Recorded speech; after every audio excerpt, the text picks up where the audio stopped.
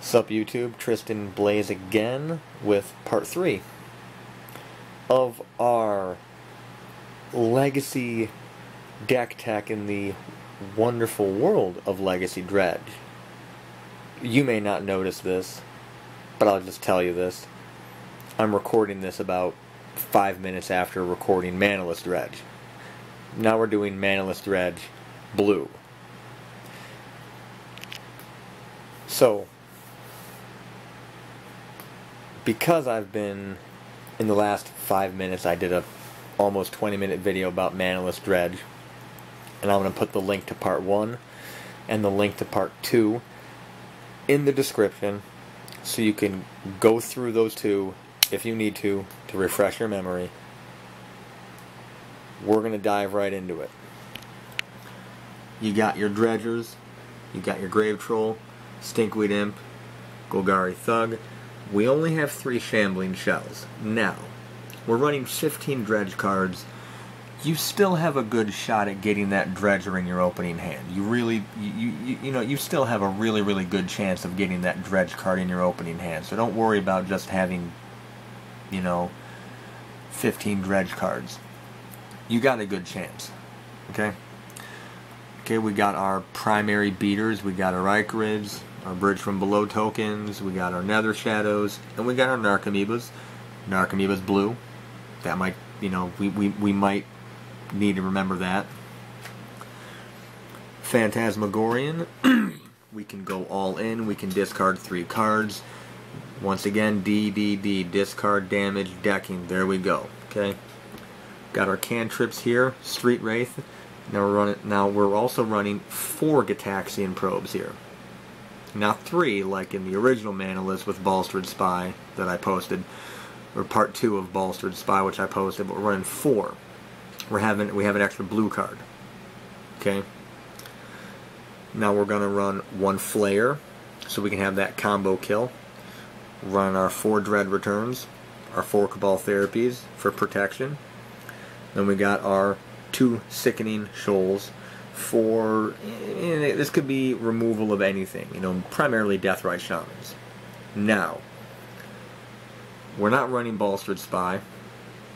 This was the last video. I literally did not know what it was called. I had to pull it out. It was Whirlpool Rider, not like, Wave Spout or Tide Spout, or whatever the hell I said, Rider. It is a 2-mana 1/1 Merfolk from Apocalypse. When it comes into play, shuffle the cards from your hand into your library and then draw that many cards. Now,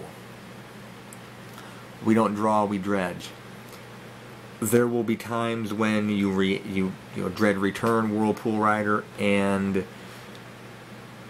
you're looking at double Grave Troll and a Stinkweed Imp in your yard, and you got 4 cards in your hand, so you're gonna you more than likely dredge over 20 cards into your library, or from your library in your graveyard. Now, allow me to put on my hat as a rules lawyer for Magic the Gathering. How do you maximize dredging what could possibly be even like 30 cards to the best ability? Rule 404.3. It's either 404.3 or 403.4. I totally blanked on it. I think it's 404.3. It states, and I'm going to give you a very simple definition and explanation. The explanation is, it states that whenever multiple cards go to a graveyard due to a single spell or a single effect, like a Wrath of God, or for graveyards for dredging like Whirlpool Rider, you get to the owner of those cards. The owner of the cards, not the ability. The cards that go to the graveyard, the owner of those cards can stack them in any order they wish. Why is that important? Nether Shadows. If you don't stack it properly, you could mill all 4 Nether Shadows into your yard. Or, sorry, dredge all 4 Nether Shadows into your yard. but you don't meet that 3 creatures above it clause.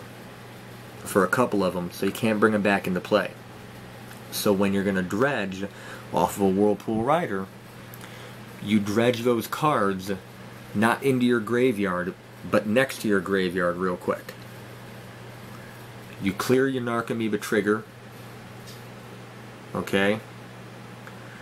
Then you go ahead and you invoke, rule 404.3. I get to stack all these cards I've just dredged in any order I choose. And you just pull every single Nether Shadow out of it and put it on the bottom of the freshly dredged cards. And then you place all of those cards you just freshly dredged with all your Nether Shadows on the bottom directly on top of your graveyard now. If you don't win that turn, and if your opponent doesn't remove your graveyard from the game, your next turn rolls around, boom, you can grab all those Nether Shadows and say, oh, I got more than 3 creatures above them. Trigger on the stack, do you have any response? Your opponent says no, boom, they go into play. Then you clear your Icarid triggers if you have them. Then you choose to dredge whatever you want, and you continue the process for the next turn. What makes the deck more interesting than just having Whirlpool Rider, because normally when you dread return a Whirlpool Rider in this deck, it's kind of like Balstered Spy, where you basically just mill yourself to nothing almost. What's more importantly fundamental is you have built-in protection now.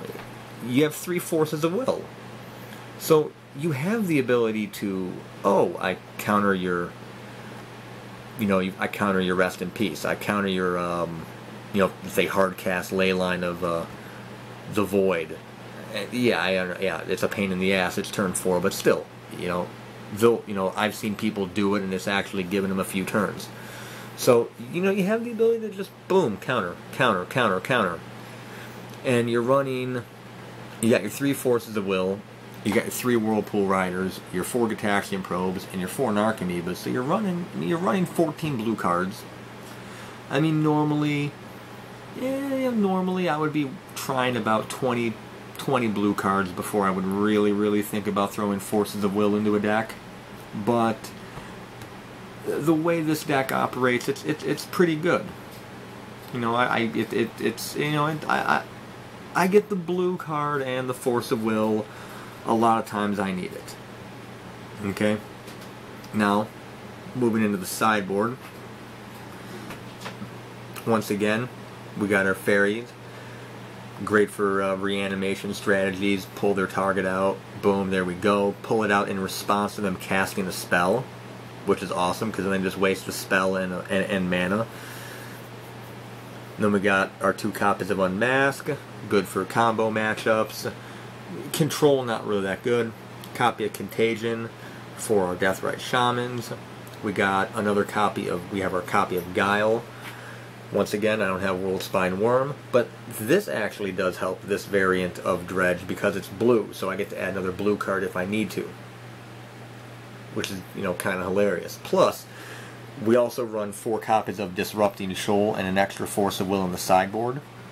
So, if I ever need to counter something with Disrupting Shoal that's 6 mana cost, I can always pitch Guile to Disrupting Shoal. Chances of that happening are slim to none. I'm not even going to think of any 6 mana cost spells in Legacy that I would want to counter at this point. But anyways, we have our 4th Force of Will on the board. We got our 4 Disrupting Shoals on the board. You have to remove a blue card.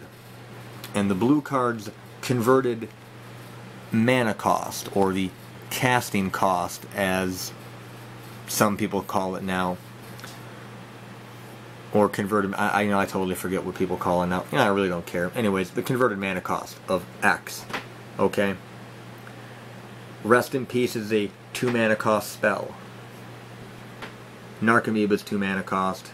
Whirlpool Rider's 2 mana cost.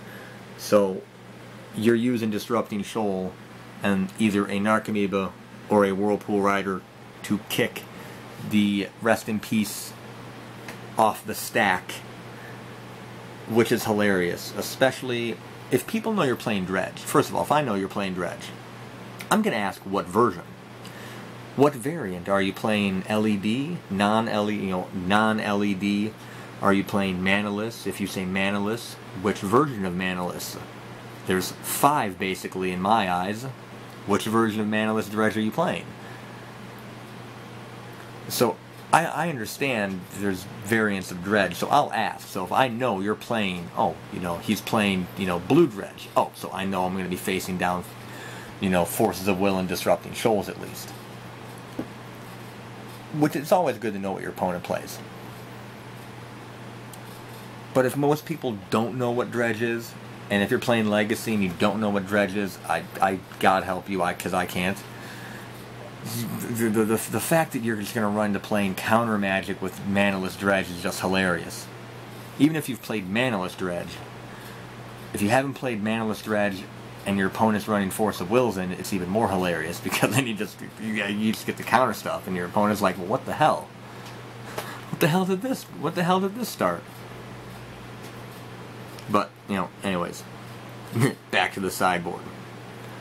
One more Sickening Shoal. Basic, dealing with the creatures, dealing with Deathrite Shamans, dealing with maybe the, off chance, Dryad Militant, okay? And then, of course, the 2 Ashen Riders that I prefer to bring in for show and tell matchups. That's my personal preference. Any type of show and tell matchup, I prefer Ashen Rider, destroy Omniscience, destroy Sneak Attack, destroy, the Emrakul or the Grizzlebrand, what have you. Boom. Just nuke it. There we go. So this is the blue Manaless Dredge. I would say this, pretty much everything in this deck, with the exception of the 4 Forces of Will, is more than likely less than $20 a piece. I mean, in reality, Phantasmagorian,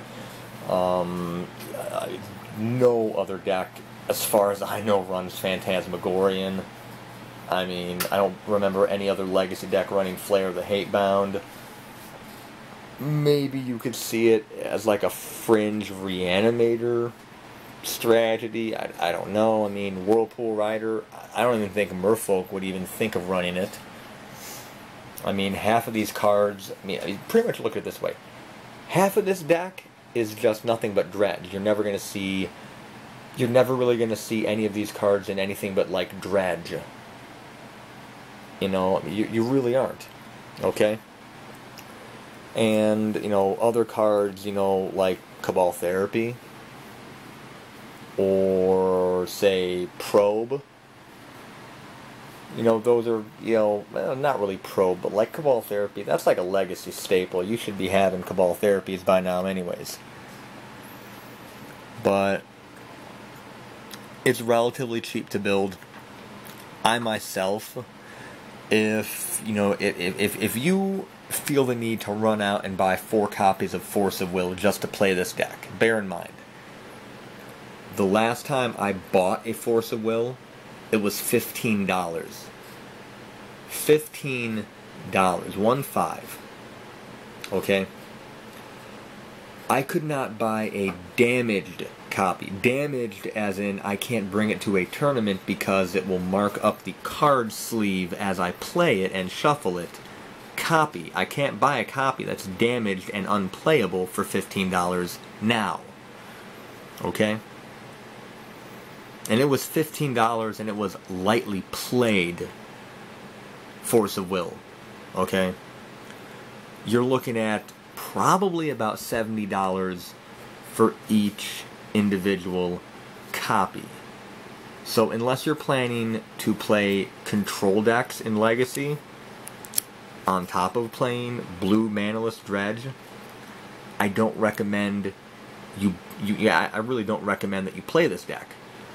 However, me on the other hand, I actually was playing control before I started playing Dredge. So I owned the 4 copies of Force of Will way before... Actually, I owned the 4 copies of Force of Will before the Dredge mechanic was even created.